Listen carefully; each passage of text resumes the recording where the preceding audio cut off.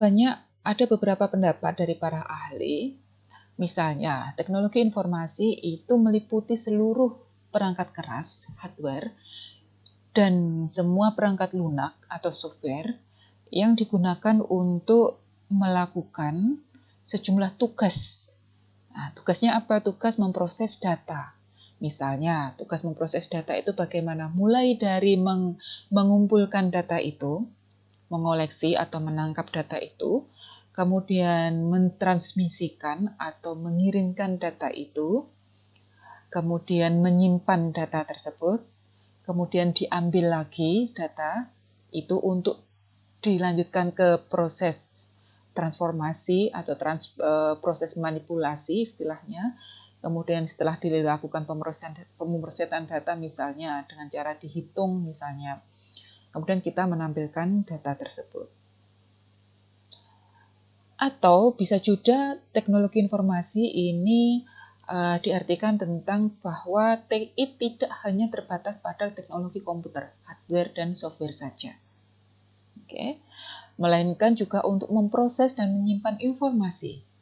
Masih ingat kan ya kemarin apa perbedaan antara data, informasi, kemudian value atau nilai-nilai, ya kan?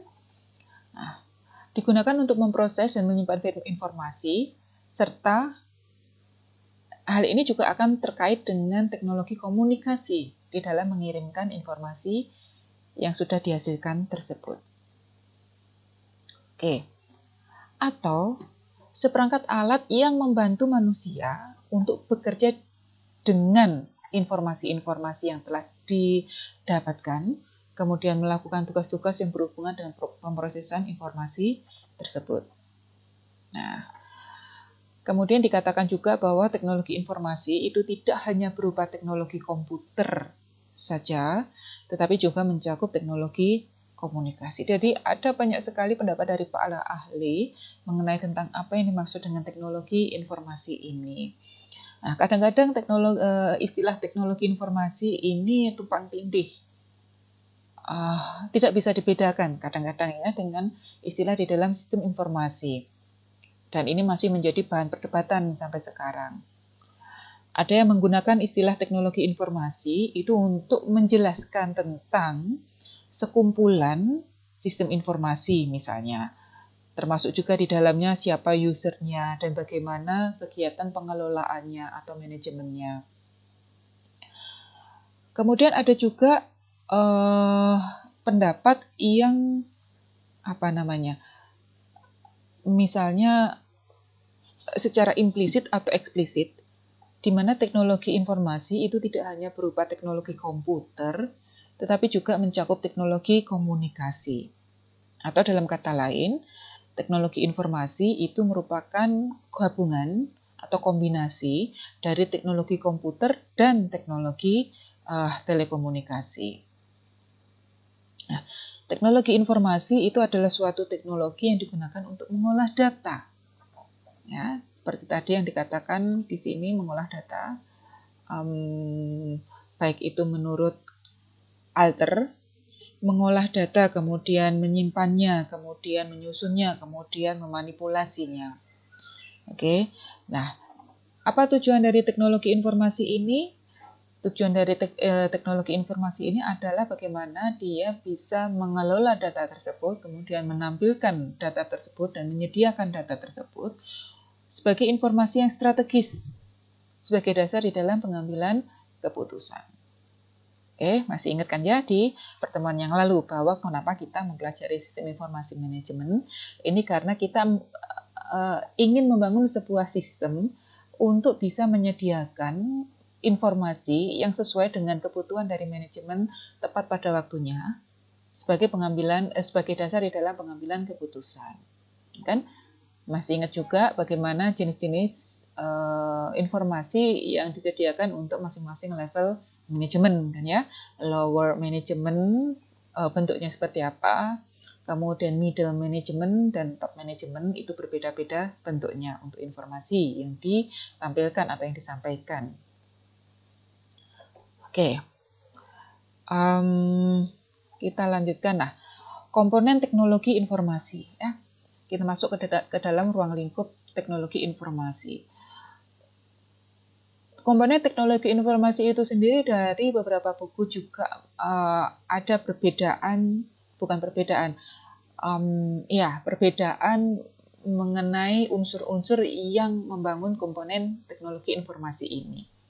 Oke, ada yang mengatakan bahwa komponen sistem informasi atau teknologi informasi itu berupa perangkat keras atau hardware, ya, terdiri dari perangkat keras, kemudian ada perangkat lunaknya, kemudian ada prosedurnya, kemudian ada jaringan komputer dan komunikasi data, oke, ada basis data atau database, atau kita sebut juga dengan gudang data, kemudian ada orang-orang yang mengendalikannya atau yang memakainya.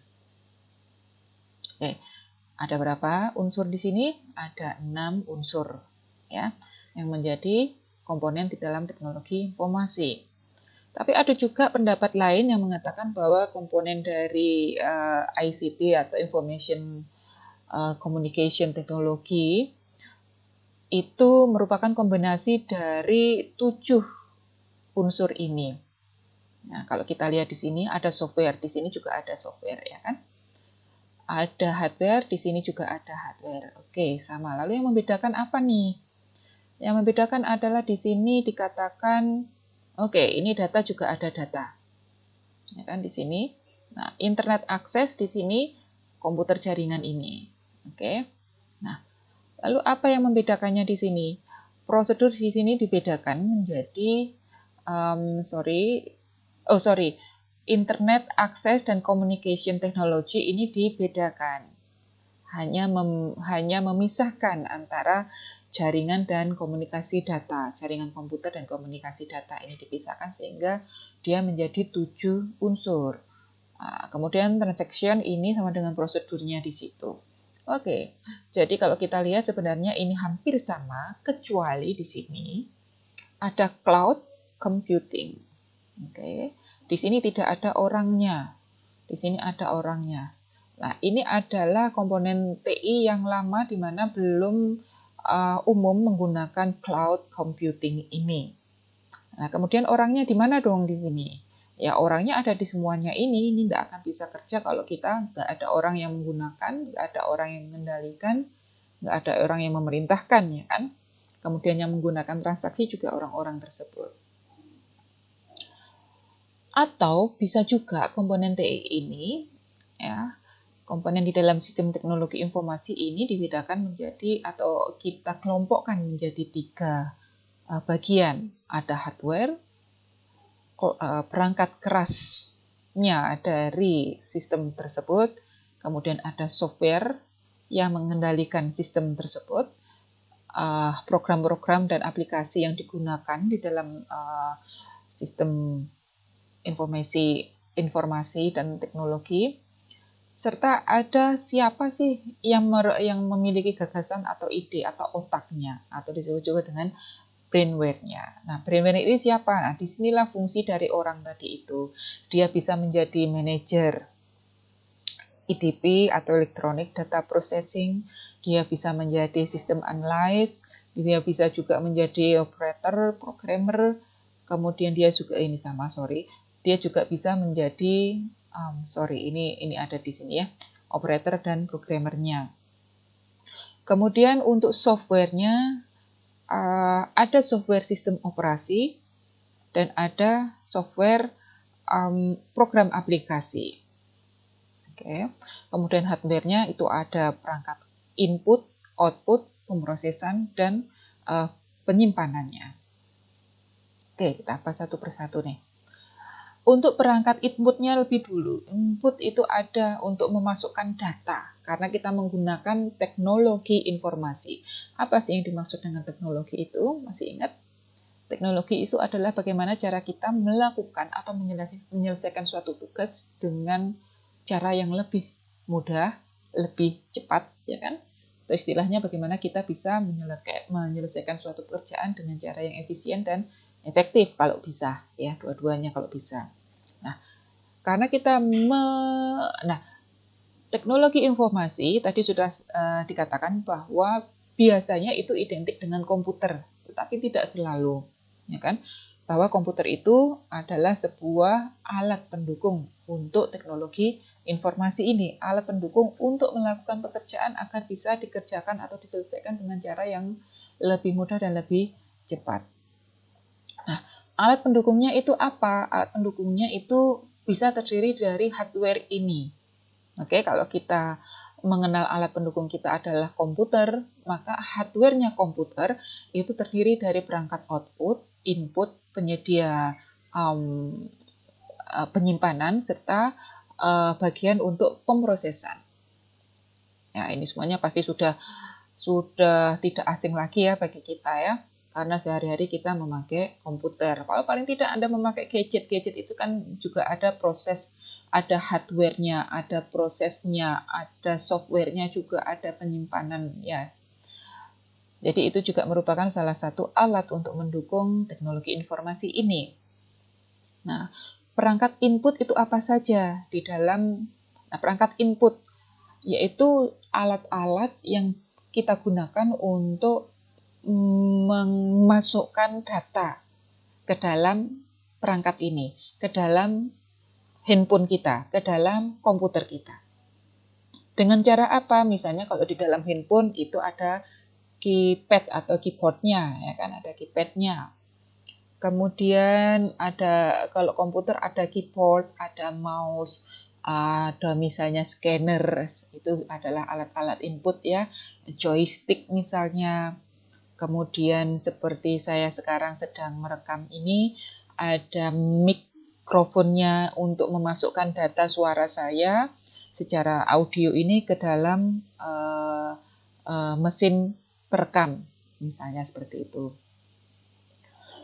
Kemudian setelah diinput, dia akan melalui proses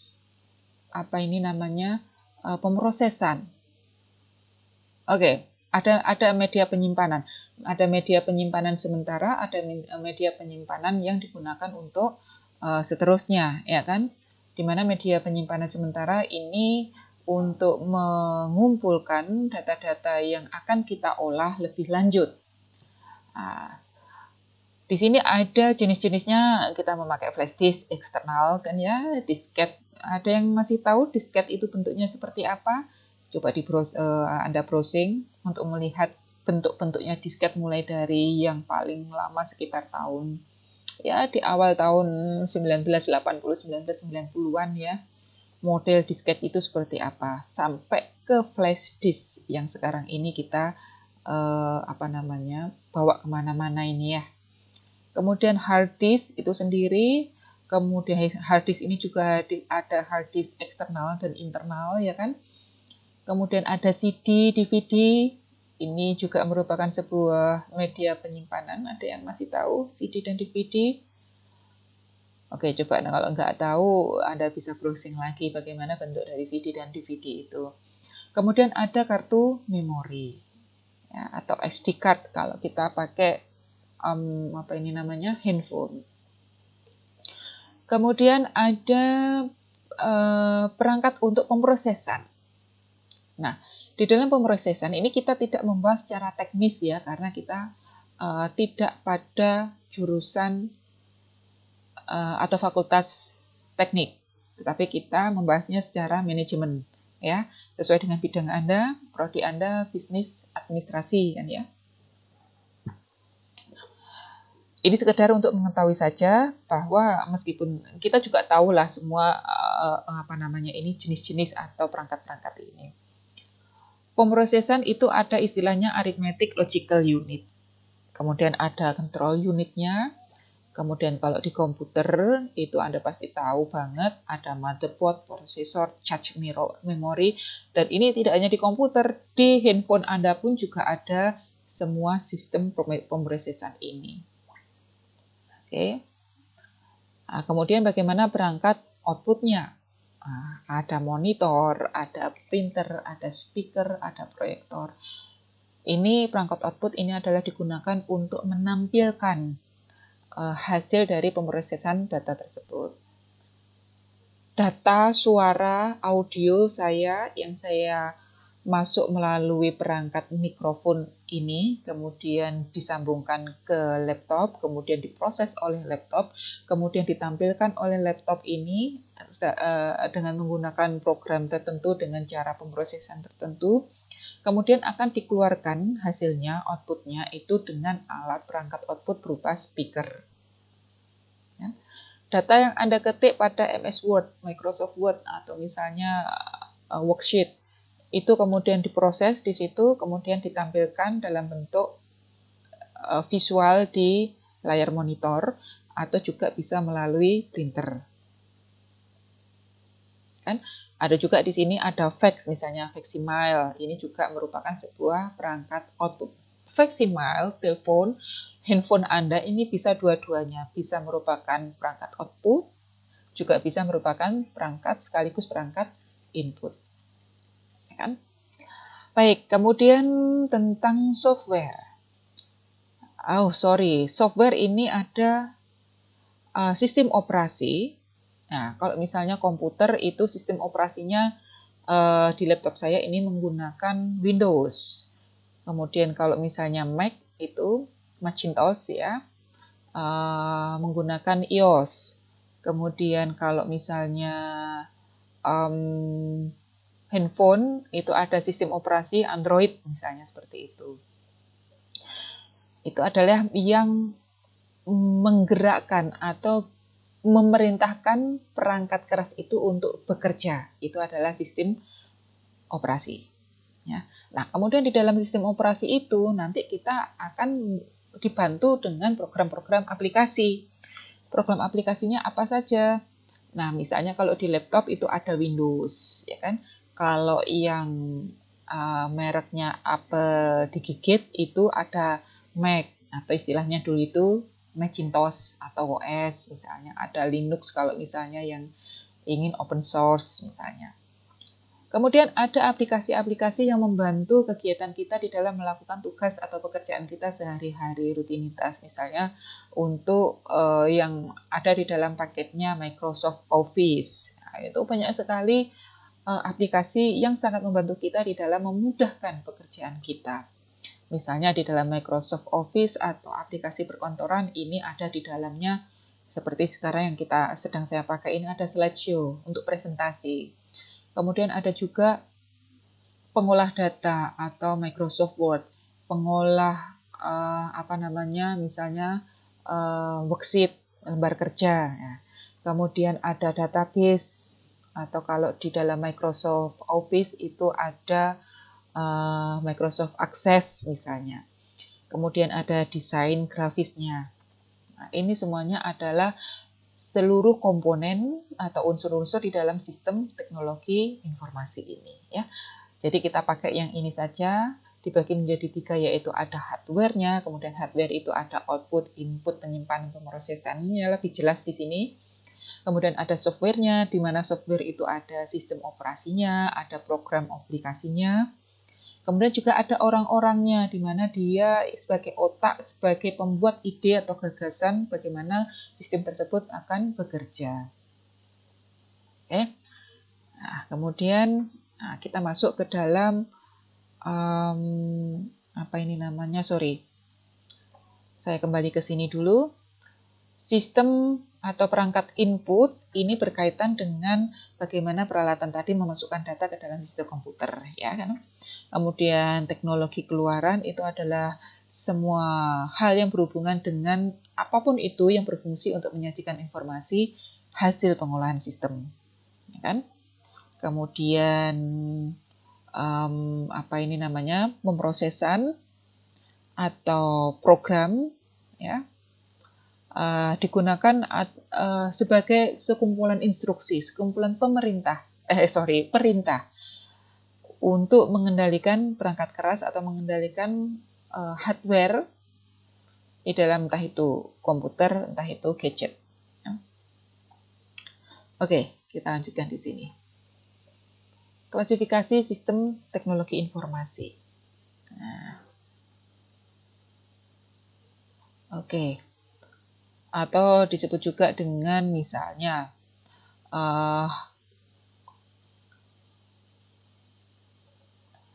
Di dalam klasifikasi sistem informasi atau sistem teknologi informasi ini bisa dilihat dari beberapa sudut pandang. Misalnya kita lihat dari sudut pandang fungsi sistem.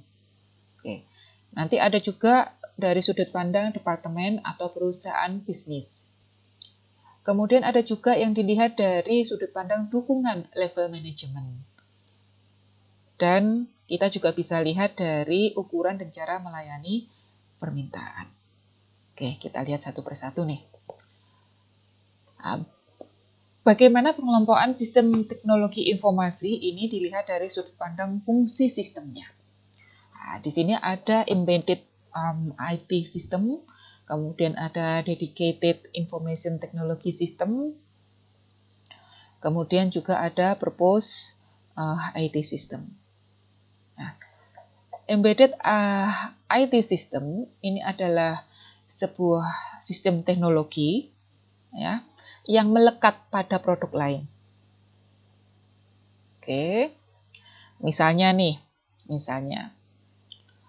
ada sistem VCR, video cassette recorder misalnya. VCR yang merekam misalnya ini bisa dihubungkan dengan televisi, kemudian dia dapat merekam tayangan televisi. Ya. Jadi sistem VCR ini memiliki sistem teknologi informasi yang memungkinkan user atau kita atau pemakai itu bisa merekam tayangan TV. Jadi nanti suatu saat bisa kita lihat kembali. Nah, biasanya TV kabel, sebagian dari TV kabel itu memberikan layanan adanya bisa merekam tayangan tertentu. Nah, kalau perangkat eksternalnya itu kita kenal dengan nama VCR ini. Atau misalnya kita lihat lift, eskalator.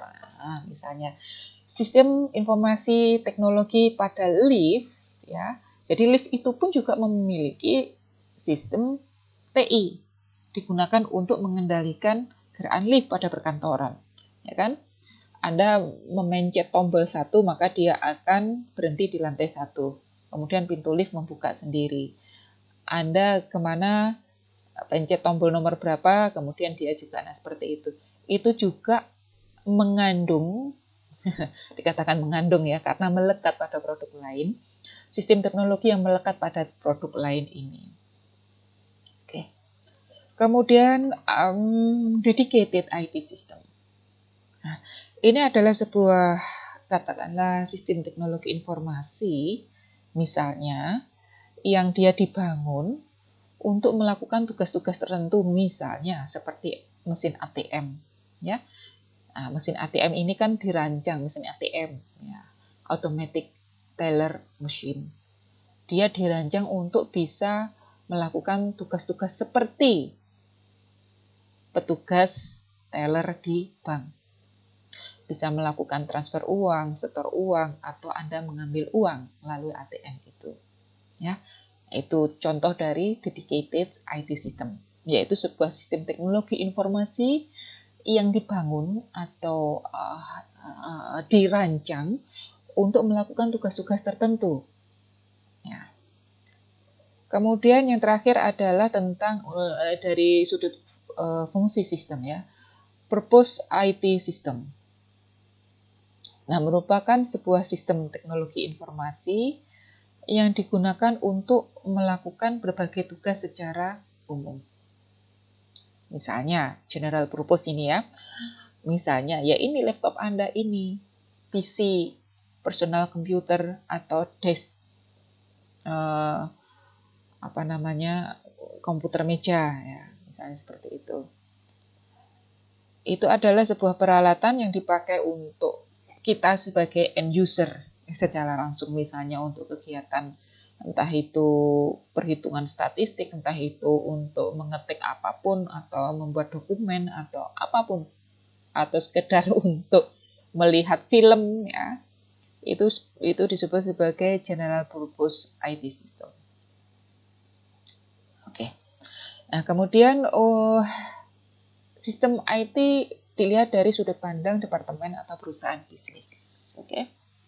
Nah, di sini ada contohnya, misalnya sistem informasi akuntansi ya, yang digunakan pada departemen akuntansi atau divisi akuntansi. Kemudian ada sistem informasi pemasaran. Di situ ada CRM, nanti kita kenalan dengan bagaimana kita fungsi dari CRM atau Customer Relationship Management itu. Kemudian nanti sistem ERP, Entrepreneur ERP, sistem informasi produksi. Kemudian dari sudut pandang dukungan level manajemen, oke, atau decision support system. Nah, contohnya di sini adalah sistem pendukung keputusan atau decision support system, di mana DSS ini adalah salah satu sistem manajemen pengetahuan. Ya. Peran DSS di sini adalah untuk mendukung atau sebagai dasar di dalam pengambilan keputusan. Tapi DSS itu sendiri bukanlah keputusan, ya. Jadi DSS di sini hanya memberikan alternatif-alternatif atau opsi-opsi yang nantinya pimpinan sendiri atau pihak yang berkepentingan sendirilah yang akan memilih dari sekian opsi yang ditawarkan oleh DSS itu sebagai bentuk pengambilan keputusannya. Oleh karena itu dia disebut sebagai sistem untuk mendukung dalam pengambilan keputusan. Oke. Nah, kemudian ada pemrosesan transaksi, ada sistem informasi eksekutif.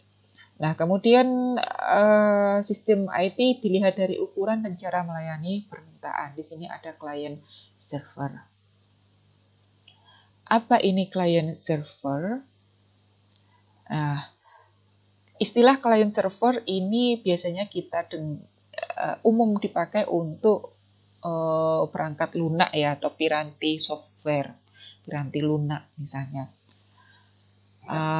Dia misalnya berkaitan dengan katakanlah bangunan atau rancangan atau arsitektur dari perangkat lunak itu yang menghubungkan antara dua objek berupa sistem klien dengan usernya. Ya. Nah, di sini antara sistem klien, sistem server dengan user ini nanti dia akan bisa berkomunikasi melalui klien server ini. Nah, misalnya pada fungsi pertukaran akses web. Nah, klien server di sini berfungsi atau berperan sebagai program web browser, ya. Anda tahu kan ya browser, katakanlah seperti Google itu kan browser kan ya. Nah, ini berperan sebagai program di dalam web browsernya yang nantinya dia memberi informasi kepada user. Oke. Nah, ini juga serupa misalnya dengan akses email, database, dan apapun itu yang berkaitan dengan jaringan browser. Nah, aplikasi client server ini membutuhkan alamat. Sama seperti kalau Anda membutuhkan alamat rumah kan, Anda tinggalnya di mana. Dia membutuhkan alamat atau istilahnya halaman web atau laman webnya atau situsnya, katakanlah, atau IP address dan IP address dari server khusus. Nah, klien itu bisa meminta informasi dari server tersebut kapan saja dia inginkan. Oke. Kenapa? Karena klien adalah pengguna informasi yang ada di server. Nah, proses komunikasi antara ini, server dan klien ini selalu bergerak dua arah. Oke. Jika klien ingin menggunakan informasi, maka rute yang dituju selalu pada servernya. Klien tidak bisa berkomunikasi kepada sesama klien. Oke. Jadi istilah dari client server adalah seperti itu.